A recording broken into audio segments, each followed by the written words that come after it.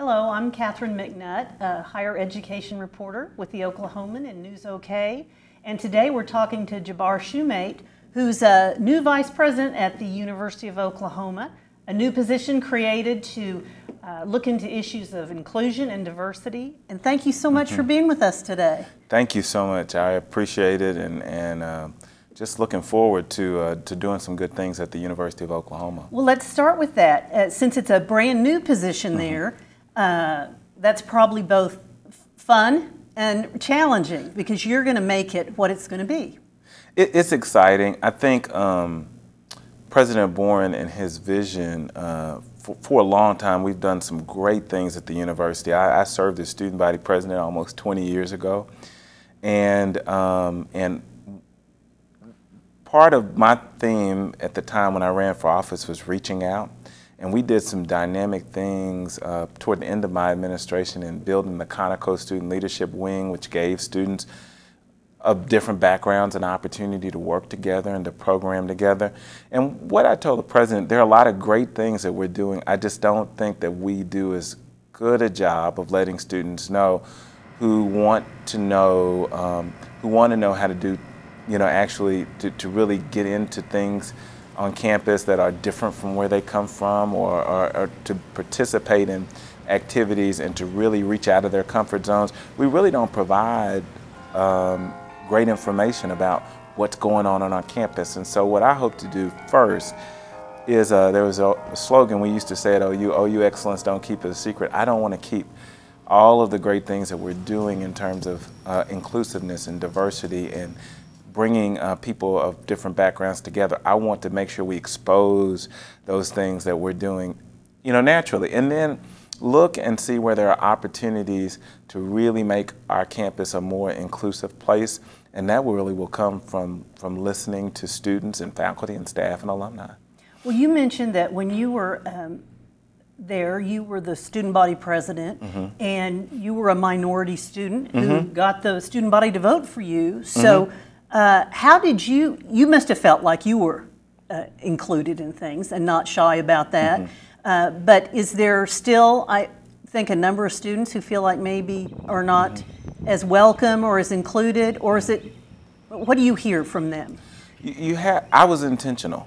I was very intentional about not just participating in African American activities or activities that I was particularly comfortable in.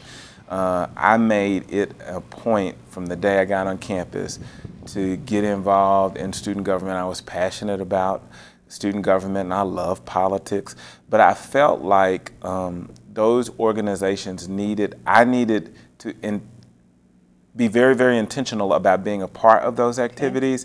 And as well, what I worked to do when I was in office was to really work with many of my peers and many of the faculty and staff on campus to say, this is what you have to do to get information. You have to actually go and identify people and get them information about, this is how you get involved. It really, and I'm very excited about my title, Vice President for the University Community.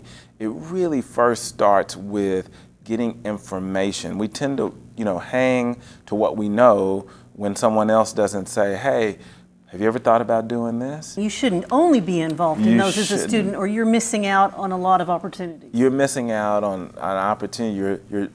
You're in essence not allowing yourself to have the full benefit of what is the University of Oklahoma, a very diverse place. Well, I started meeting with and talking to some students with the Unheard Organization earlier in the year, and your position was one of their goals. They wanted OU to have a vice president who brought those ideas and thoughts to the table, and they didn't really expect that to happen so quickly. They had their conversation with President Boren and said he was attentive and he had explained some things could happen quickly and others would take a while. So when I first talked to them, they were thinking this would be down the line. And it just seems like the whole unfortunate situation with the video, and like you said, it was all over Twitter in a day, and it seems like really this is maybe one of the positive outcomes of that, is that it got all this moving along. So have you visited with those students? I have had a chance right after I was announced in this position to have lunch with the students. And the interesting thing is, and I have to say I'm 20 years out from being on campus, that I was very impressed that those students had organized themselves in a very specific way and really had done research as to the things that they thought on campus needed to be addressed and had come up with a plan of action. When I was a student, I worked as student body president with David Bourne, and when you bring a good idea to him, he moves fast. And I was joking with the students because when you assemble yourselves and you get ready and start laying out for someone like President David Bourne who believes in this, then the good thing is they'll move very, very quickly. But I think the video and the incident, we had things created a situation where we needed to move fast with even President Bourne's idea. And so he said, I don't have time to necessarily do, if I think someone has some unique opportunities, would you be interested in doing an interview for this position? And I could tell that he was very adamant about wanting someone with my experiences in the position. I changed quite quickly, called my wife and asked her would she allow for us to take a look at this. But I'm glad to be here because I really believe post the legislature, the greatest investment you can make is in higher education. Well, speaking of your years in the legislature, you were there, what, 14? For 10 years. 10 years. So you saw several higher education issues besides just funding, I'm sure. And so you've kind of been on that side and seen the concerns, the bills that people bring up, and I don't know, maybe what constituents contacted you about. Over those years, did you hear a lot about any desire for more inclusion, more diversity on the campuses? Was that an issue you heard about? You know, I can say that, I served in the legislature for 10 years on higher education committees. Not often, because the issues you deal with at that level usually surround funding and trying to get more dollars for students. One of the things that we have to be very careful of, and I ask questions. I served as the Oklahoma Legislative Black Caucus Chair during my time in the legislature, was that I noticed the expenses to go to colleges and universities. And oftentimes students, particularly from students who are what we would term or deem an underrepresented minority at a large or predominantly a large research institution like the University of Oklahoma, those students typically don't, when there are funding cuts, they're hit the most and usually have trouble with completing their education for financial reasons. So I always ask critically, what does this do? And I ask my colleagues in the legislature, when we price out a good college education, we really are hurting our universities because I know which population that hits the most. So I became very concerned from that perspective, but not the perspective of the day-to-day issues at the University of Oklahoma. And I think it's had an impact. When we look at our ability to retain students, particularly of color, or to look at recruiting. When we price out, no more are state institutions, almost public institutions. A great deal of their funding is private. When we start decreasing our participation, that is the state government, in supporting our universities, you create more private institutions, and more private institutions, which are not a bad thing, but you don't see the diversity that you would see at a large public institution. I hadn't even thought of that as being an inclusion issue, but financial, yes.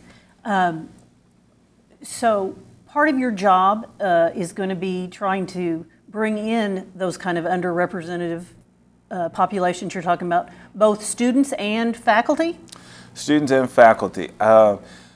I have taken a look at some of our institutions around the Big 12, and when we talk about faculty and staff employment and having a more diverse faculty and staff, it's a very different kind of project, because your faculty in particular they have their own infrastructure, and they have their own say a way that they hire professors or they look. So what I've found is our faculty, and I've had some talks, but I've also talked to executives at other universities, they are interested. You know, places of, I will say first, I think we have some of the best colleges and best professors and best faculty in this country. They want to be a more diverse body as well, but when they are as busy as our faculty and staff, they're very, very busy trying to create the best experience for our students. Oftentimes when they're hiring, they need ideas about how might I be able to find, you know, or look at how my staff looks or how the faculty looks in this particular college. It's not something that you just think about every day. Well, what I think of myself as for those faculty and staff as a coach is to come in and help. Here are some ideas about what you can do. Thank you, Jabar Shumate. We were interested in hearing what you had to say about your new position, and we'll look forward to seeing what comes in the future with this at the University of Oklahoma.